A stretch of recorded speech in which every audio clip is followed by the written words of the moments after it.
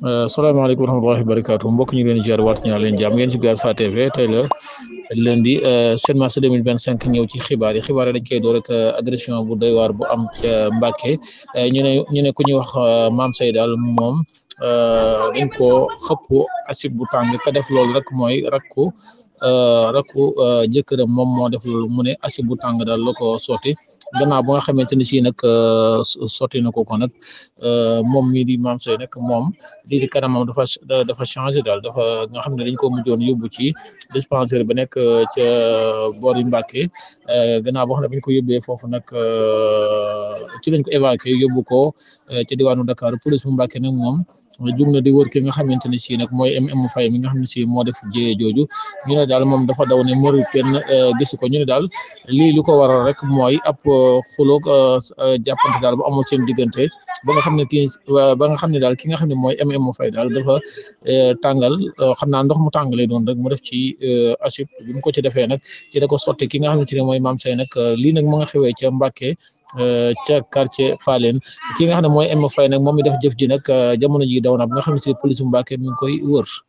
dañuy dem fële ca Sandaga ñu ne nag lakk ga nga xam ne amoon na fa nag place Mor Talla Fall bi nga xam ne si nag doon na fa tàkk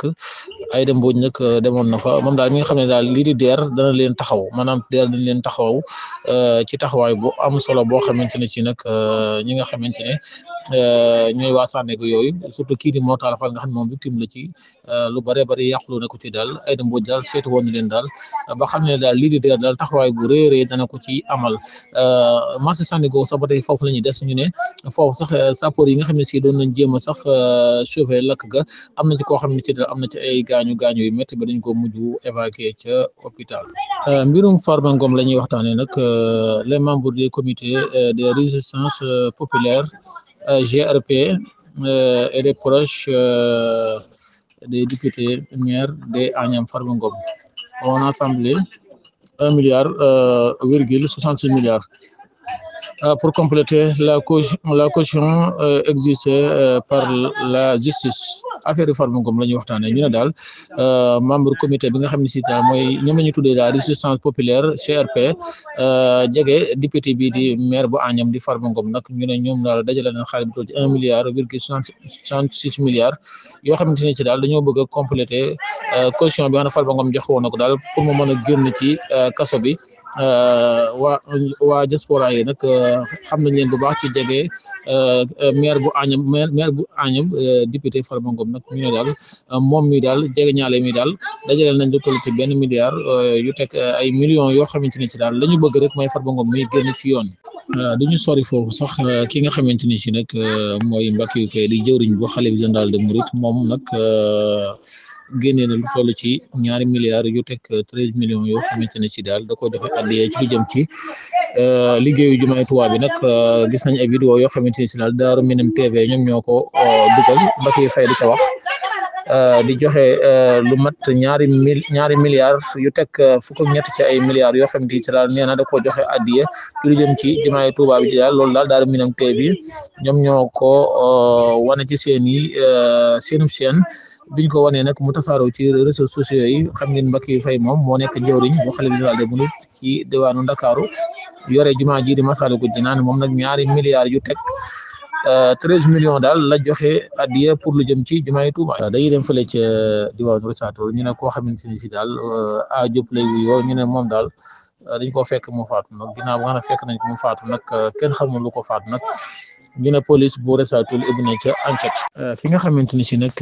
mooy Fatou Abdou Ndiaye nekkoon fële ca groupe des médias moom nag ginnaaw boo xam ne si def na fa lu mat fukki at ak juróom nag moom Fatou Abdou Ndiaye moom nag jóge na ca kër ga moom nag mu ngi remercier njiital kër ga nga xam ne mooy Bougane Gueye Dany wax ne moo ko fa andi woon nag moom nag ma ngay xam ne daal confiance bi ñu ko joxoon nag yëpp yi nga xam ne si daal moo yombaloon nañ ko ci ab liggéeyam moom daal sant na leen gërëm na na leen daal nga xam ne moom jóge na ca kër googu ñuy wax D-Média ñu naan ko Sen TV jàpp La Tribune Zik FM moom daal bàyyi na ca kër googu ba loolu nag ma ngi ko bind ca page Facebook am moom daal nee na ci lu dul yàgg dara dana wax fu mu jëm moom di Fatou Abdou Ndiaye ñu xamoon ko ci télévision bu di Sen TV nekk fa lu yàgg nekkoon koo xam ne si da doon jàngat ci wàllum politique ci lu bëree bëri. ñu jeexale ko wàllum tàggat yaram nag Sénégal doon na football ak ñi di waa Somalie Sénégal nag moo doon ñaari bal ci dara ba pare qualifié ci wàllum làmbu Malick Ngom ginnaaw bi nga xamante ni si nag waa làmb ji gën a di fultu ci heure bu teel bi nga xamante ni si daal nemme nañ ko ci làmb ji diggante Lac de Guiers numéro 2 ak Ada Fass ci 4 avril bi jàll moom Malick Ngom nee na nag daal li nga xam ne la état bu Sénégal jël na ko ci ay dogal daal moom du ca dellu ginnaaw li nga xam ne état bi wax na ko daal dañ koy jëfee waaye daal moom xultu yi nga xamante ni si ñu ngi koy xultu daal loolu taxu koo dellu ginnaaw li état bi wax daal nañu ko respecté li daal la Malick Ngom xam le mbokk ñu ngi leen di jaajëfal dañu ñëw ci yeneen xibaar ci Gaar Sa TV ñu leen di ñaan ngeen abonné te partage asalaamaaleykum